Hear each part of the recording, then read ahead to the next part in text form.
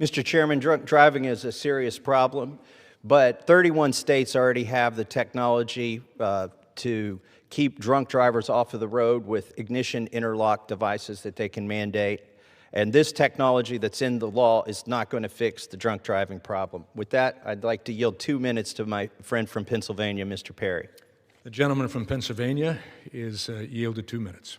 I thank the gentleman for Kentucky for his work on this, and of course, the chairman of the full committee for the hard work on appropriations. Look, none of us want to be on the road with drunk drivers, and of course, this was a solution intended to deal with them.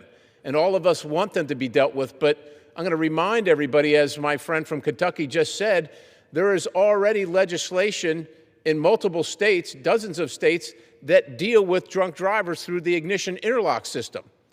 Probably in your family somewhere, someone you know, you've dealt with this. I know in my family and the people I know, I've dealt with it. But here's what I don't want to see in America.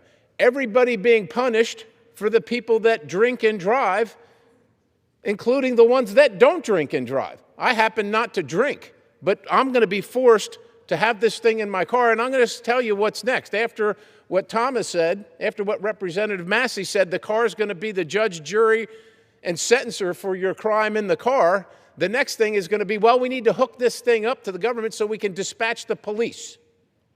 I'm just going to tell you what's going to happen next.